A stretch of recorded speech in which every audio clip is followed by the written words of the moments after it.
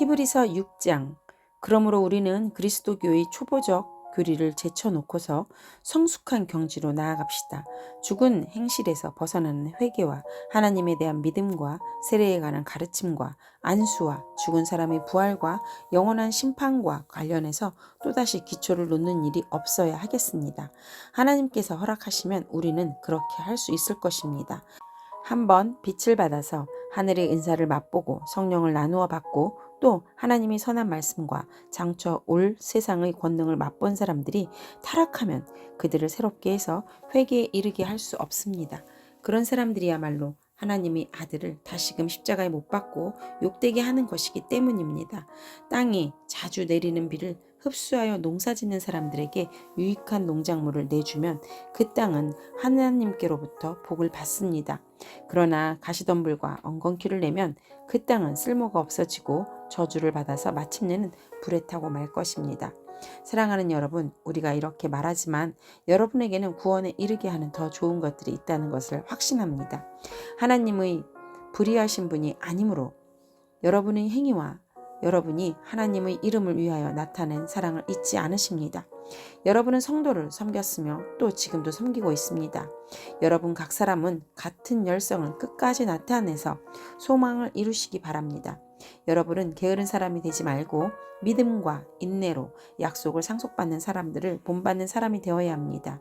하나님께서는 아브라함에게 약속하실 때 자기보다 더 큰 분이 계시지 아니하므로 자기를 두고 맹세하시고 말씀하시기를 내가 반드시 너에게 복을 주고 복을 줄 것이며 너를 번성하게 하고 번성하게 하겠다 하셨습니다.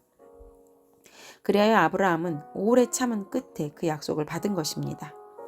사람들은 자기보다 더 위대한 일을 두고서 맹세합니다. 그런데 맹세는 그들에게 모든 논쟁을 그치게 하여 주고 확정을 지어줍니다. 그래서 하나님께서는 그 약속을 상속받는 사람들에게 하나님의 뜻이 변하지 않는다는 것을 더욱 환히 나타내 보이시려고 맹세로서 보증하여 주셨습니다. 이는 앞에 놓인 소망을 붙잡으려고 세상에서 피하여 나온 사람들인 우리가 이 두 가지 변할 수 없는 사실 곧 하나님의 약속과 맹세를 의지하여 큰 위로를 받게 하려는 것입니다. 하나님께서는 약속하시고 맹세하실 때 거짓말을 하실 수 없습니다. 우리에게는 이 소망이 있으니 그것은 안전하고 확실한 영혼의 닷과 같아서 휘장 안까지 들어가게 해줍니다. 예수께서는 앞서서 달려가신 분으로서 우리를 위하여 거기에 들어가셔서 멜기세덱의 계통을 따라 영원히 대제사장이 되셨습니다. 히브리서 7장. 이 멜기세덱은 살렘 왕이요 지극히 높으신 하나님의 제사장이었습니다. 그는 아브라함이 여러 왕을 무찌르고 돌아올 때에 그를 만나서 축복해 주었습니다. 아브라함은 모든 것의 10분의 1을 그에게 나누어 주었습니다. 첫째로 멜기세덱이란 이름은 정의 왕이라는 뜻이요. 다음으로 그는 또한 살렘 왕인데 그것은 평화의 왕이라는 뜻입니다. 그에게는 아버지도 없고 어머니도 없고 족보도 없고 생애의 시작도 없고 생명의 끝도 없습니다. 그는 하나님의 아들과 같아서 언제까지나 제사장으로 계신 분입니다. 멜기세덱이 얼마나 위대한가를 생각해 보십시오. 족장인 아브라함까지도 가장 좋은 전리품의 10분의 1을 그에게 바쳤습니다. 레위 자손 가운데서 제사장 직분을 맡은 사람들은 자기네 동족인 이스라엘 백성에게서 비록 그 백성도 아브라함의 자손이지만 율법을 따라 10분의 1을 받아들이라는 명령을 받았습니다. 그러나 멜기세덱은 그들의 족보에 들어올지도 않았지만 아브라함에게서 10분의 1을 받고 하나님의 약속을 받은 그 사람을 축복해 주었습니다.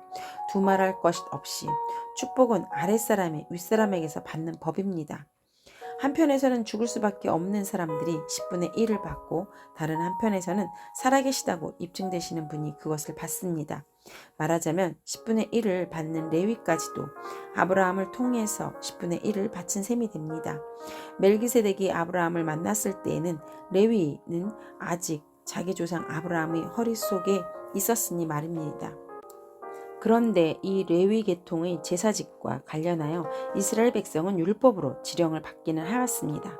그러나 만일 그 제사직으로 완전한 것이 이루어질 수 있었다면 아론의 계통이 아닌 멜기세덱의 계통을 따른 다른 제사장이 생겨날 필요가 어디에 있겠습니까? 제사 직분에 변화가 생기면 율법에도 반드시 변화가 생기기 마련입니다. 이런 말이 가리키는 분은 레위 지파가 아닌 다른 지파에 속한 분입니다. 그 지파에 속한 사람으로는 아무도 제단에 종사한 적이 없습니다. 우리 주님께서는 유다 지파에서 나신 것이 명백합니다.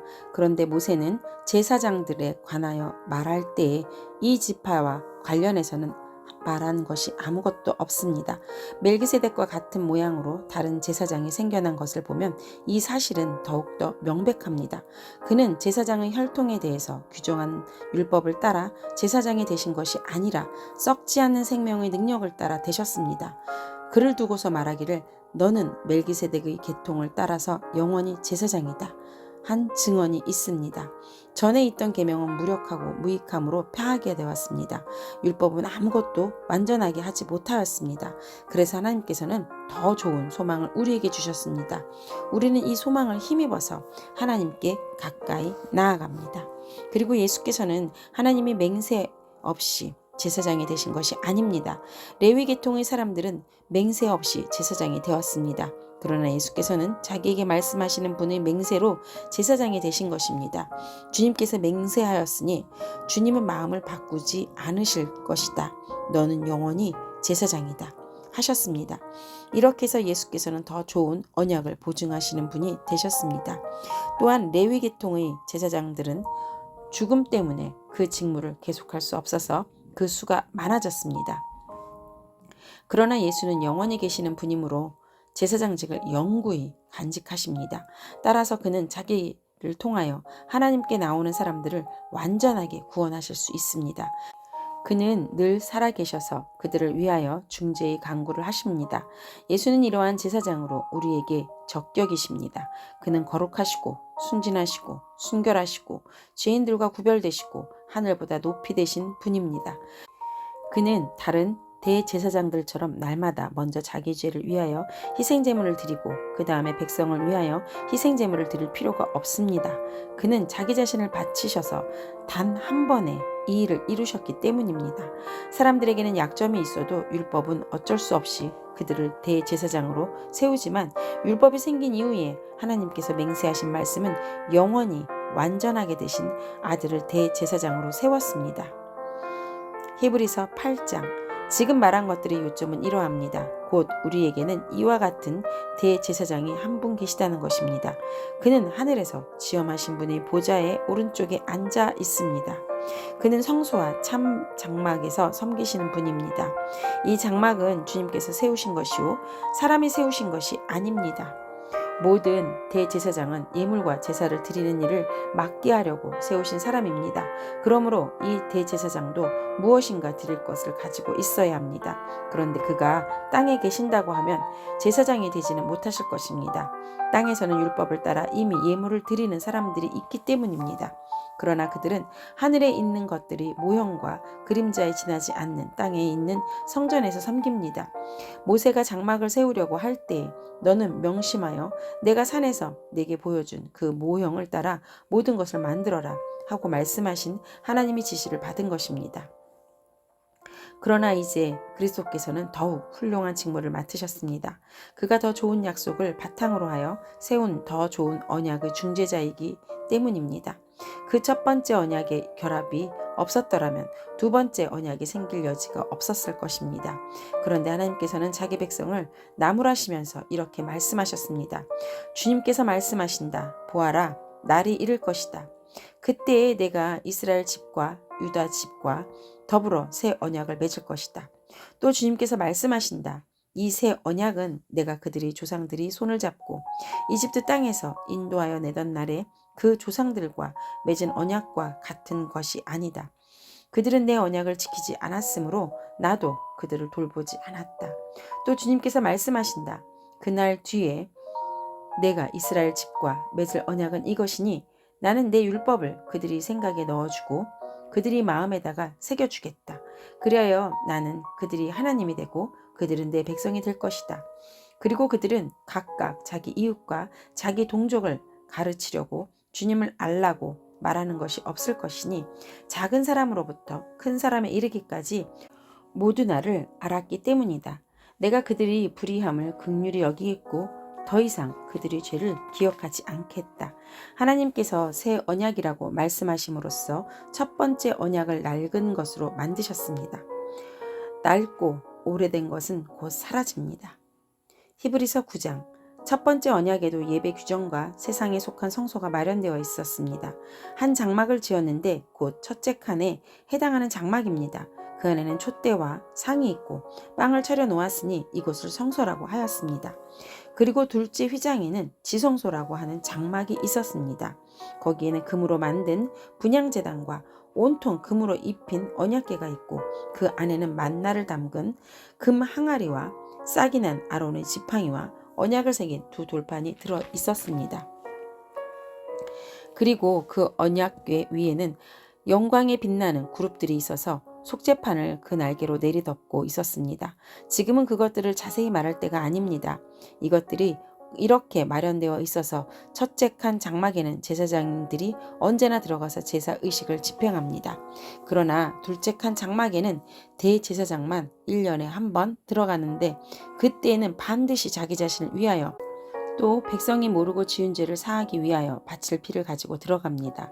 이것은 첫째 칸 장막이 서 있는 동안에는 아직 지성소로 들어가는 길이 드러나지 않았음을 성령께서 보여주시는 것입니다. 이 장막은 현 시대를 상징합니다.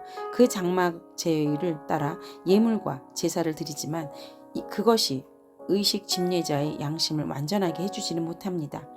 이런 것은 다만 먹는 것과 마시는 것과 여러 가지 씻는 예식과 관련된 것이고 개혁의 때까지 육체를 위하여 부과된 규칙들입니다. 그러나 그리스도께서는 이미 일어난 좋은 일을 주관하시는 대제사장으로 오셔서 손으로 만들지 않은 장막, 다시 말하면 이 피조물에 속하지 않은 더 크고 더 완전한 장막을 통과하여 단 한 번의 지성소에 들어가셨습니다.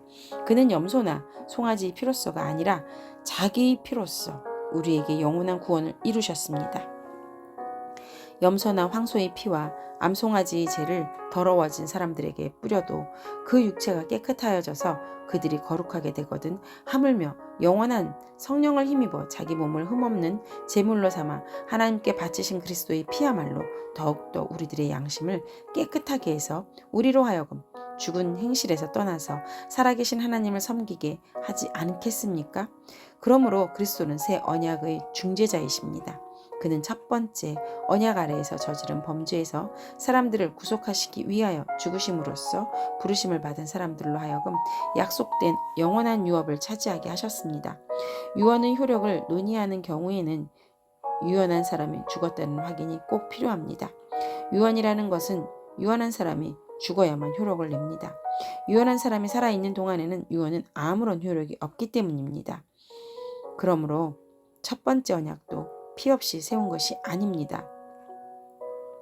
모세가 율법을 따라 모든 계명을 백성에게 말한 뒤에 물과 붉은 양털과 우슬초와 함께 송아지 피와 염소 피를 취하여 언약책과 온 백성에게 뿌리고 이것은 하나님께서 여러분에게 명하신 언약의 피입니다 하고 말하였습니다. 똑같은 방식으로 그는 장막과 제사 의식에 쓰이는 모든 기구에도 피를 뿌렸습니다. 율법에 따르면 거의 모든 것이 피로 깨끗해집니다. 그리고 피를 흘림이 없이는 죄를 사함이 이루어지지 않습니다. 그러므로 하늘에 있는 것들의 모형물은 이런 여러 의식으로 깨끗해져야 할 필요가 있지만 하늘에 있는 것들은 이보다 더 나은 희생제물로 깨끗해지어야 합니다. 그리스도께서는 참 성소의 모형에 지나지 않는 손으로 만든 성소에 들어가신 것이 아니라 바로 하늘 성소 그 자체에 들어가셨습니다. 이제 그는 우리를 위하여 하나님 앞에 나타나셨습니다. 대제사장은 해마다 짐승의 피를 가지고 성소에 들어가지만 그리스도께서는 그 몸을 여러 번 바치실 필요가 없습니다. 그리스도께서는 그 몸을 여러 번 바치셔야 하였다면 그는 창세 이래로 여러 번 고난을 받아야 하셨을 것입니다. 그러나 이제 그는 자기를 희생제물로 드려서 죄를 없이 하시기 위하여 시대의 종말에 단 한 번 나타나셨습니다. 사람이 한 번 죽은 것은 정해진 일이요 그 뒤에는 심판이 있습니다.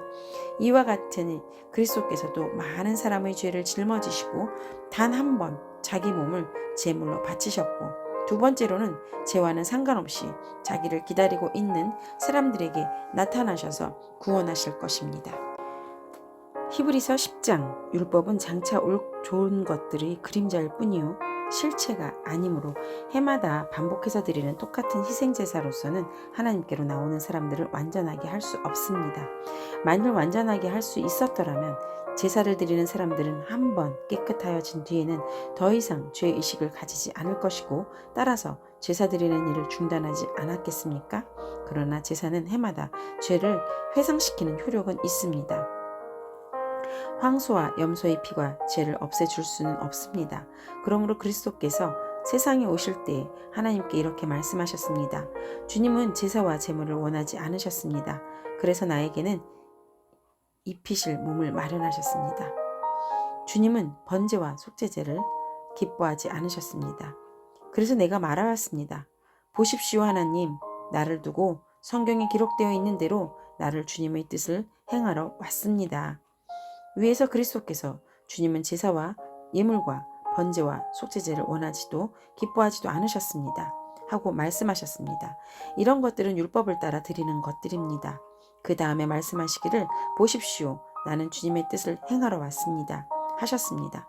그리스도께서는 두 번째 것을 세우시려고 첫 번째 것을 폐하셨습니다.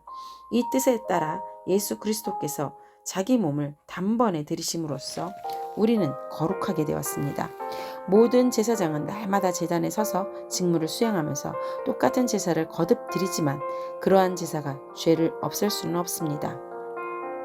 그러나 그리스도께서는 죄를 사하시려고 단 한 번의 영원한 유효한 제사를 드리신 뒤에 하나님 오른쪽에 앉으셨습니다.